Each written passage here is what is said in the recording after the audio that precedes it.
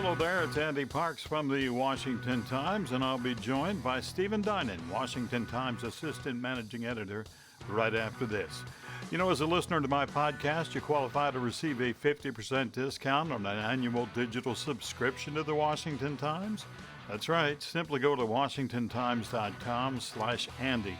That's washingtontimes.com/ANDY. And now, ladies and gentlemen, here he is, Assistant Managing Editor of the Washington Times, Stephen Dinan. Hello, Stephen. Hello, Andy.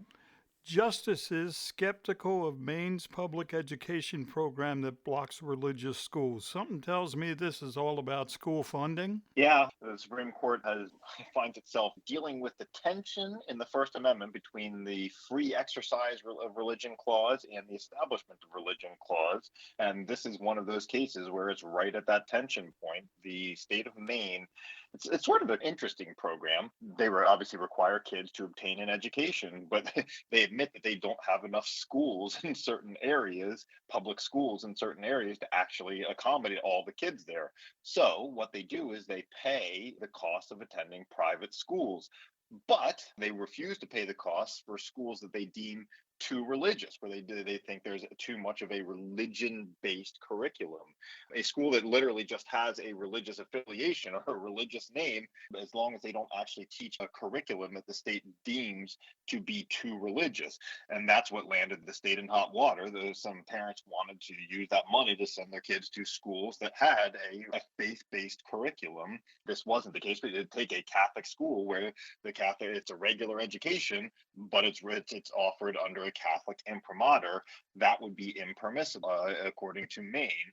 And the justices, the conservative GOP-appointed justices on the court, seemed very skeptical that Maine could maintain that dividing line. All right, I'm going to stay with the Supreme Court. Biden's Supreme Court panel doesn't recommend adding justices or making other changes. No changes. But again, this report doesn't mean a whole lot, does it? It does, in the sense that it lays out a pathway should Biden choose to go down that route.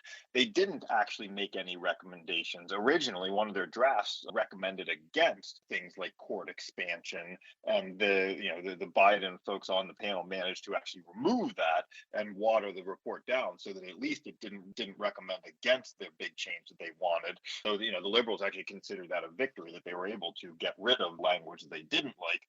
What this was, so Biden created this panel to sort of lay the groundwork for changes that he may propose. The panel didn't give him a lot of cover for that, given that they didn't actually proactively say, yes, this is what we recommend you do.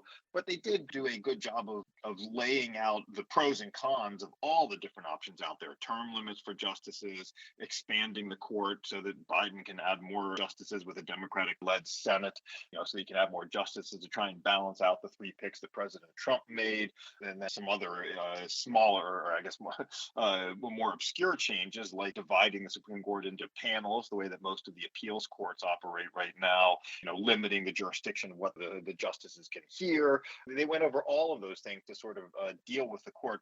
Look, stepping back, the whole point of this panel and several of the commissioners were very clear. They say that thanks to the way that Donald Trump was able to make his three appointments to the court, including one seat that was held open in the final year of the Obama administration, and then another seat where Republicans rushed to fill in the final year of the Trump administration. They say that has delegitimized the court, that and some of the rulings that have cost it legitimacy, and so reasons why Biden should take these very, very political steps to try and, in their view, re-legitimize the court. Of course, the danger to that is that he will only delegitimize the court in the eyes of those who don't see a problem with the way that President Trump handled his picks or the Senate handled his picks.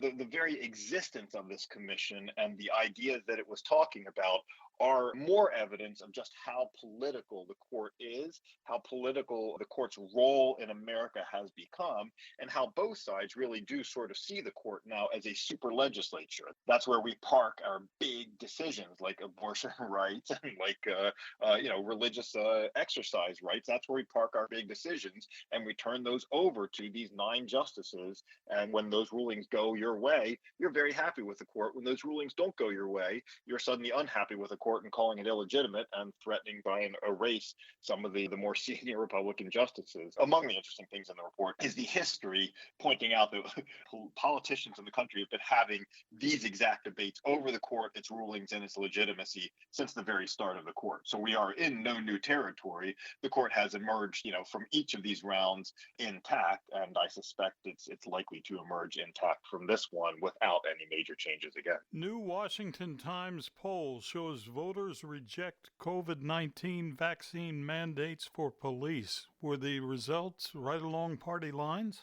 No, there was actually a reasonable number of Democrats and certainly a strong number of independents who joined an overwhelming number of Republicans on this. The choice presented to them in the question was, do you want to see firings of police officers who aren't vaccinated, or would you prefer, given the current crime wave, that and the numbers were pretty overwhelming, hey, let's keep these guys on the job. So given where we are, probably more important for public safety that those officers are out there. A couple of other interesting things. You asked the parties what the most pressing issues were. For self-identified Democrats, the top issue was coronavirus, then followed by the economy, and then social justice issues. If you ask Republicans that same question, economy and immigration were tied for the top, with coronavirus or public safety coming in third there. It really does sort of show you just how divergent parties are in what they view as important and what they want the government to be acting on. For Democrats, it really is all about COVID, and then social justice. And for Republicans, they see the southern border as a real crisis and want action there, and then see inflation and the state of the economy as a problem.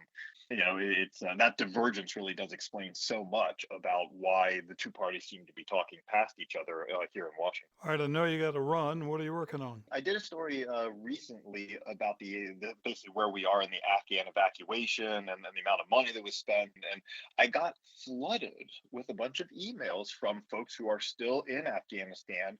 Some of them have been approved, others are still in the pipeline, but have shared all their documentation with me for being eligible for that special visa that people who assisted the U.S. were supposed to be able to get.